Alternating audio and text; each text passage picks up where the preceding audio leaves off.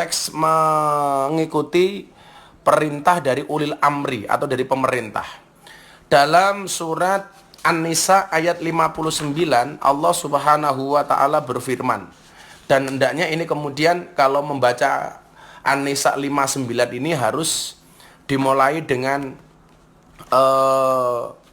An-Nisa 58 ya, karena ayat ini berkaitan. Jadi yang mohon maaf, kita itu sering menafsirkan ayat, kadang-kadang hanya mengambil satu ayat itu, padahal biasanya ayat itu bertautan antara ayat sebelum dan sesudahnya. Maka sebenarnya saya paling tidak berani untuk menafsirkan Quran ya, karena saya memang bukan ahlinya. Beda kalau guru kita Gus Baha itu memang beliau ahli Quran, Quran berjalan lah gitu. Kalau saya sebenarnya kalau nggak kepepet banget, saya nggak akan itu. Tapi karena ini sering pertanyaan yang masuk ke saya, maka mari kita baca bersama-sama. Bismillahirrahmanirrahim. An-Nisa 58. Allah Subhanahu wa taala berfirman, "Innallaha ya'murukum an tu'addul amanati ila ahliha wa idza hakamtum bainan nas an tahkumu bil adli."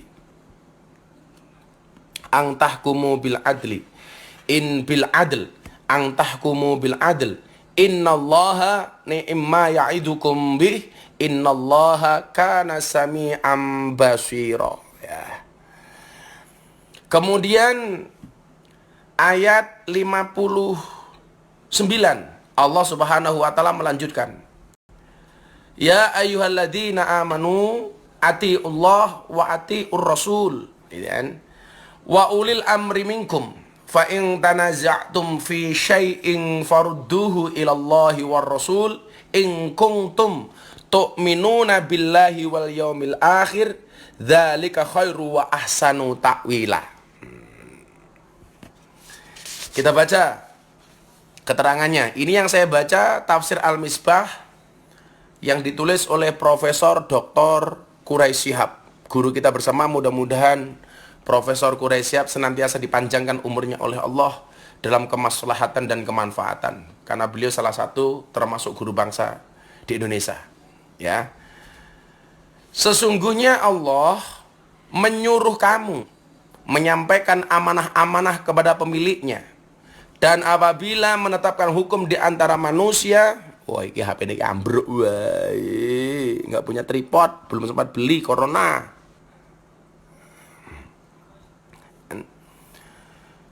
Dan apabila kamu menetapkan hukum di antara manusia supaya kamu menetapkan dengan adil, sesungguhnya Allah memberi pengajaran yang sebaik-baiknya kepadamu. Sesungguhnya Allah adalah Maha mendengar lagi Maha melihat.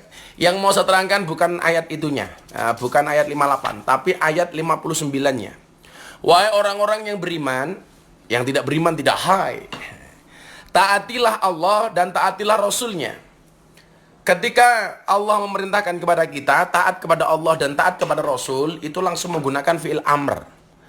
Taatlah kepada Allah, atiullah, taatlah kepada Rasul, atiullah wa atiur Rasul. Ada setiap memerintahkan kita untuk taat kepada Allah, Allah langsung menggunakan fi'il amr, atiu. Kemudian ketika memerintahkan taat kepada Rasulullah juga langsung menggunakan atiu. Tapi kemudian dilanjutkan dan ulil amri di antara kamu. Yang dimaksud di sini adalah pemimpin atau pemerintah. Di situ Allah sudah tidak lagi menggunakan kalimat atiu, tapi wawunya kalau dalam bahasa nahwu ini namanya wawul atof, nyambung saja. Maka jika kamu tarik menarik pendapat tentang sesuatu, maka kembalikanlah ia kepada Allah dan Rasul, Al-Quran dan Sunnahnya. Jika kamu benar-benar beriman kepada Allah dan hari kemudian, yang demikian itu baik dan lebih baik akibatnya. Kita lihat satu-satu. Kita baca keterangan dari Profesor Dr. Quraisy Shihab. Ayat ini dan ayat-ayat sesudahnya masih berhubungan erat dengan ayat-ayat yang lalu. Ya. Jadi kebanyakan ustadz-ustadz kekinian itu kemudian menafsirkan ayat itu menggunakan logikanya sendiri. Bahkan berijtihad sendiri, sehingga menafsirkan Quran ini hanya berdasarkan kemampuan akalnya sendiri. Padahal dikatakan oleh Rasulullah Muhammad SAW, man fassaral Quran bi ra'yih falyatabawwa maq'adahu minan nar. Barang siapa menafsirkan Al-Quran hanya dengan kemampuan akalnya sendiri, maka siap-siaplah mengambil tempat duduk dari api neraka. Naudzubillah min dzalik. Maka saya nggak berani gitu loh. Kalau harus menurut saya, ini bahaya ini. Kalau saya begini, apalagi kalau orang sudah ngomong ngaji, pokoknya begini, ini kalau saya. Ini menurut saya gitu. Nggak setuju urusanmu, umpamanya begitu. Ya ini nggak bisa seperti itu, bray. Kenapa? Karena menafsirkan Quran itu butuh ilmu, ilmunya banyak. Jangan menurut saya. Wah, kok ampun. Kalau kemudian kamu menafsirkan Al-Quran menurut saya, berarti seolah-olah keinginan Allah itu sama persis dengan keinginanmu. Atau keinginanmu itu merupakan wakil dari keinginan Allah, yang nggak bisa. Makanya ahli-ahli tafsir itu pun tidak berani kemudian mengklaim bahwa tafsirannya itu paling benar. Jadi saya paling ngeri kalau kemudian ada orang ngaku ustadz atau siapa itu menurut saya. Nggak setuju itu bukan urusan saya. Kalau setuju dengan saya silakan, kalau enggak juga bukan urusan. Nanti dulu toh. Ya jangan ngawur lah. Jangan ngawur. Kita itu kan orang fakir ilmu. Jadi ya mendingan menggunakan pendapat-pendapat yang bisa dipertanggungjawabkan. Saya kemarin bilang ikutlah ahli pendapat, bukan pendapat.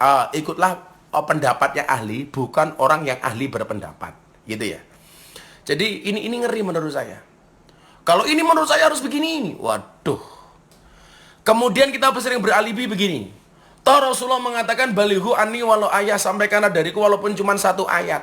Ya walaupun cuma satu ayat. Ini ayat yang dipelajari, bukan ayat yang ngawur gitu loh. Ayat yang memang digurukan, ditasihkan kepada para masyayikh. Walaupun kita menyampaikan cuma satu ayat, tapi ayat ini memang ayat yang sudah kita pelajari dari para guru, bukan ayat berdasarkan kemampuan akal kita. Apalagi berkait dengan hukum. Maka saya sering tanya begini, Gus, apakah boleh ngaji melalui YouTube? Saya jawab, kalau kaitannya dengan fiqh dakwah, itu boleh untuk menumbuhkan rasa cinta terhadap dakwah, terhadap Islam. Tapi kalau kaitannya dengan fiqhul ahkam, tolong langsung bertanya kepada guru, jangan tanya kepada YouTube, apalagi Mbah Google. Fas'alu ahla dzikri in kuntum la ta'lamun. Maka bertanyalah kepada ahli dzikir ketika kamu tidak mengetahui sebuah persoalan, ya kan? Nggak boleh ngawur. Kita dengan gampang mengatakan menurut saya, wah nggak boleh. Itu namanya jaga sembung makan nasi pinco, nggak nyambung, cowok. Gitu kan? Ayat ini dan ayat-ayat sesudahnya masih berhubungan erat dengan ayat-ayat yang lalu. Mulai dari ayat yang memerintahkan untuk beribadah kepada Allah, tidak mempersekutukannya, serta berbakti kepada kedua orang tua, menganjurkan infak dan lain-lain.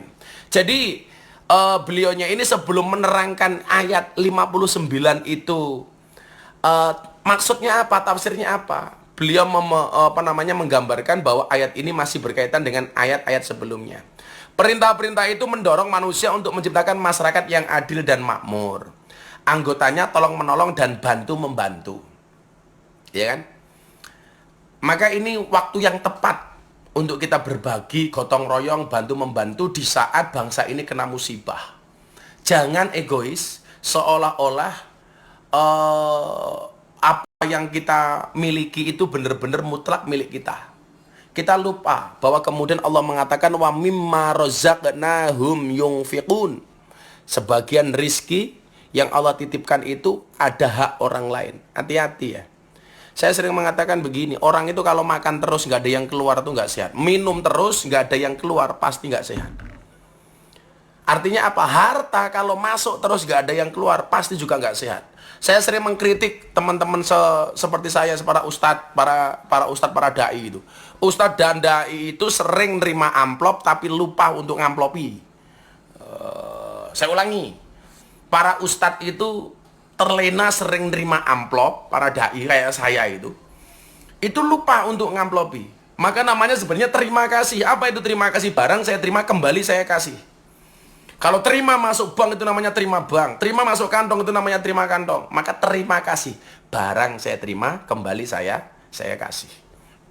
Tolong menolong. Kemudian dilanjutkan lagi. Bantu, tolong menolong, bantu membantu, taat kepada Allah dan Rasul serta tunduk kepada ulil amri. Di sini masuk ke inti pembahasan. Menyelesaikan perselisihan berdasarkan nilai-nilai yang diajarkan oleh Al-Quran dan Sunnah. dan lain-lain yang terlihat dengan jelas pada ayat ini dan ayat-ayat yang mendatang, sampai pada perintah berjuang di jalan Allah. Demikian hubungan ayat-ayat ini secara umum. Ini masih beliau sampaikan secara umum ya. Masih Profesor Dr. Quraisyab sampaikan secara umum. Jadi saya ini pun sebenarnya takut ini buka tafsir ini. Saya takut tidak sesuai dengan apa yang dikehendaki oleh mufassir. Tapi ya mudah-mudahan dimaafkan dan dimaafu. Secara khusus dapat dikatakan bahwa setelah ayat yang lalu memerintahkan untuk menetapkan hukum dengan adil, ayat di atas memerintahkan kaum mukminin agar menaati peraturan hukum, putusan hukum dari siapapun yang berwenang menetapkan hukum. Kalau konteksnya di Indonesia yang berwenang ya pemerintah itu. Maka kan kita sering membagi pemerintah itu dalam yudikatif, legislatif, eksekutif. Eksekutif itu kepemerintahan, presiden dan bawahannya. Kemudian legislatif itu DPR, MPR, DPD hari ini. Dan yudikatif tentunya adalah lembaga-lembaga hukum. Lembaga-lembaga hukum. Secara berurut dinyatakannya, wahai orang-orang yang beriman, taatilah Allah dalam perintah-perintahnya yang tercantum dalam Al-Quran. Jadi, taraktu fikum amraini ing tamassaktum bihima lang tadillu bihi abadan. Berpegang teguhlah kamu kepada dua hal, maka kamu tidak akan pernah tersesat. Apa itu? Nomor satu adalah kitab Allah. Kitab Allah, Al-Quran. Jadi ini mutlak. Secara berurut dinyatakan, wahai orang-orang yang beriman, taatlah kepada Allah, itu mutlak dengan perintah-perintahnya. Artinya apa? Taat kepada Allah itu sudah tidak ada tarik ulur, tidak ada tawar-menawar. Ya mutlak. Allah bilang ya, enggak. Allah bilang oke, no. Jangan Allah bilang oke, kamu bilang tidak, itu namanya tidak taat. Maka kita mengenal istilah takwa. Apa itu? Imtisalu awamirillah wajtinabun nawahi, melaksanakan perintah, meninggalkan larangan. Jadi kalau Allah perintah, ya lakukan, larang jangan. Maka amar ma'ruf nahi mungkar. Yang terjadi sekarang adalah yang paling banyak amar ma'ruf nyambi mungkar. Amar dilakoni, mungkar ya dilakoni. STMJ, soalnya terus, maksiatnya jalan. Kemudian taatilah Rasulnya, yakni Muhammad SAW, dengan segala sunnah-sunnahnya. Dalam segala macam perintahnya, baik perintah melakukan sesuatu maupun perintah untuk tidak melakukannya. Sebagaimana tercantum dalam sunnahnya yang sahih dan diperkenankan juga perintah ulil amri. Siapa itu ulil amri ya? Tema kita malam hari ini fokus kepada ulil amri ya. Yakni yang berwenang menangani urusan-urusan kamu selama mereka merupakan bagian di antara kamu, wahai orang-orang mukmin. Dan selama perintahnya tidak bertentangan dengan perintah Allah dan perintah Rasulnya. Jadi kita itu wajib taat kepada pemimpin selama pemimpin ini juga taat kepada Allah dan Rasulnya. Dan saya melihat pemimpin kita Indonesia hari ini itu insya Allah taat juga kepada Allah dan Rasulnya. Apalagi wakil presidennya seorang kiai besar, ketua MUI, Rais Am PBNU. Lah maka sekarang kemudian hari ini saya jadi heran, kok begitu gampangnya kita mencaci pemimpin kita. Kita nggak punya kebanggaan terhadap pemimpin kita. Bahkan dulu dicaci maki Pak Kiai Ma'ruf sudah tua bangka menyalon wakil presiden dan lain sebagainya. Kok dengan mudahnya kita mengatakan itu ya? Harusnya kita bangga dong punya pemimpin, wakil presiden kiai, presidennya jujur, yang beriman kepada Allah dan Rasulnya, tidak bertentangan dengan Allah dan Rasulnya. Bahkan lebih ngenes lagi hari ini, begitu Ibu Noto, almarhum Ibu Noto, ibundanya Pak Jokowi ini meninggal dunia. Ya Allah, saya melihat di media sosial masih banyak orang yang mencaci maki, tidak hanya Pak Jokowi, tapi juga ibunya yang sudah meninggal, itu masih dicaci maki. Ini kan gak nalar itu loh. Orang sudah meninggal masih dicaci maki, tidak melihat kebaikan-kebaikan dari Ibu Noto. Saya pikir beliau termasuk orang yang luar biasa ya, karena dari rahimnya muncul seorang pemimpin bangsa. Ini tidak semua orang bisa, bro. Begitu meninggal dicaci maki gitu. Ibunya meninggal, kapan anaknya yang pelongo-pelongo ikut meninggal? Ya Allah, kok kamu tega banget sih ngatain orang? Bahwa dilihat kebaikannya gitu loh. Bahkan kemarin saya merinding ketika membaca media online yang mengatakan begitu Ibu Noto itu mau meninggal, yang diingat-ingat cuma salatnya yang terakhir, kemudian berwasiat supaya harta yang masih dimilikinya untuk diwakafkan ke masjid. Ini kan luar biasa, gitu masih kamu maki, masih kamu caci. Masih banyak orang berseudon, itu ibunya sendiri apa ibu angkat. Mau kalian apa sih gitu? Jangan kemudian Anda mengatakan Gus Miftah Jokower. Oh nanti dulu, saya memang memilih. Tetapi posisi saya, baik di dalam beragama maupun di dalam berkebangsaan, bernegara adalah sebagaimana firman Allah dalam surat Al-Baqarah 143. Wa kadzalika ja'alnakum ummatan wasaton. Jadi umat yang tengah-tengah. Apa bedanya wasaton dengan wastun? Kalau wasaton itu, wasat itu tengah pas. Jadi kalau ini seperti ini, wasat itu pas tengah-tengah. Kalau wastun itu tengah tapi bisa ke kini, bisa agak ke sini atau ke sini, ini namanya wastun. Lah ini wasat, pas tengah-tengah. Artinya apa? Kalau saya berprinsip dalam bernegara ini seperti yang disampaikan oleh Allah dalam An-Nisa 59 ini. Selama pemimpin kita ini taat kepada Allah dan Rasulnya, ya kan? Beriman kepada Allah dan Rasulnya, maka wajib bagi saya taat untuk pemimpin-pemimpin kita ini. Dan saya hakul yakin, apalagi pemimpin kita ini seorang kiai, salah satunya, wakil presidennya. Tapi kalau kemudian pemimpinnya ini agak gimana? Faruduhu ilallah wa rasul. Kembalikan urusan itu kepada Allah dan Rasulnya. Artinya apa? Kemudian Al-Quran mengatakan watawassobil haq watawassobil sabar. Kita boleh mengkritisi dengan cara yang baik, bukan dengan cara yang kasar. Contoh begini, dalam kategori lain, dalam kasus lain, Harun ar-Rasyid itu seorang khalifah besar. Seorang khalifah besar. Satu ketika ada ulama yang agak keras menasihati Harun ar-Rasyid. Dia mengatakan apa? Wahai khalifah, ini nasihun lak. Saya akan menasihati Anda. Saya akan menasihati Anda. Famusadidun alaika. Tapi mohon maaf, nasihat saya agak keras. Fala tajidanna fi nafsika alayya syai'an. Tolong Anda jangan marah dengan saya. Apa jawaban Harun ar-Rasyid waktu itu?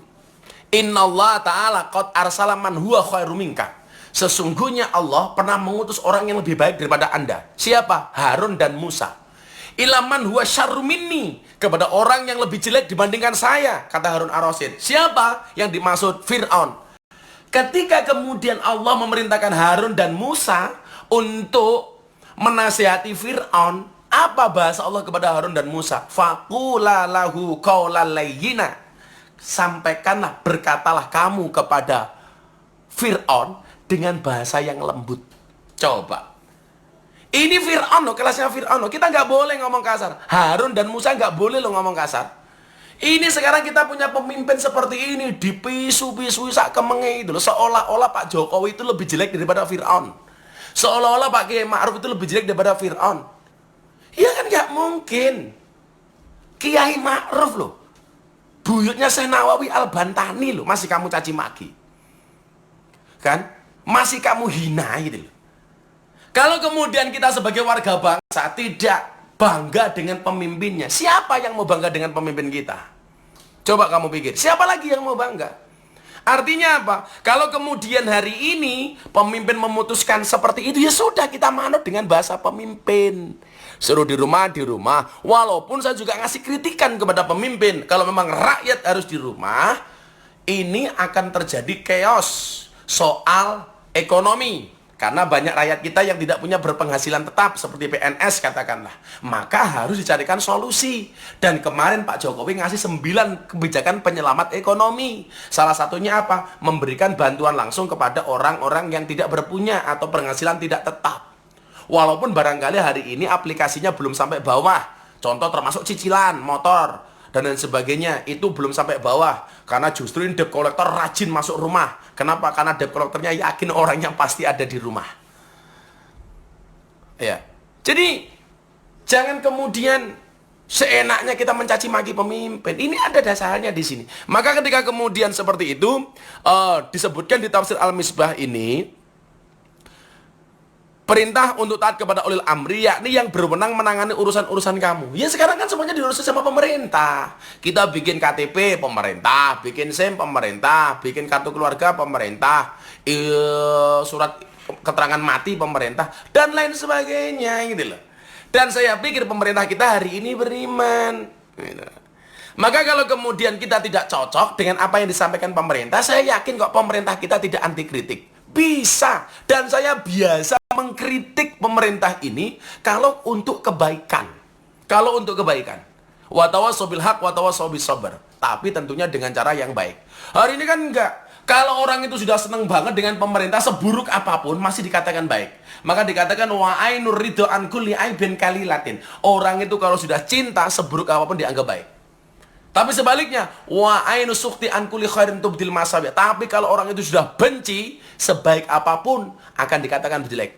Kalau sudah benci dengan pemerintah, sebaik apapun Pak Jokowi, sebaik apapun Pak Kiai Ma'ruf, tetap dikatakan jelek. Tidak bisa seperti itu, bro. Kalimat wa kadzalika ja'alnakum ummatan wasaton, kita dituntut menjadi orang yang objektif, bukan subjektif. Pertimbangannya jelas, ini panjang. Kita tetap di rumah umpamanya. Ini pasti pemerintah juga mikir sudah. Bagaimana kemudian nanti soal sembakonya rakyat, makannya rakyat. Tapi juga ingat, kalau kemudian kita hanya membebankan itu kepada pemerintah, tentunya tidak fair. Kenapa? Karena APBN-nya juga nggak banyak. APBN-nya juga tidak terlalu tinggi. Makanya harus dibutuhkan sifat gotong royong, bantu membahu, bahu membahu, antara orang yang berpunya kepada mereka yang tidak berpunya. Oke? Kita akan baca pertanyaan, kita selawatan dulu. Ya, selawatan dulu yuk. Hasbi Rabbi Jalallah ma fi qalbi ghairullah Nur Muhammad Sallallahu la ilaha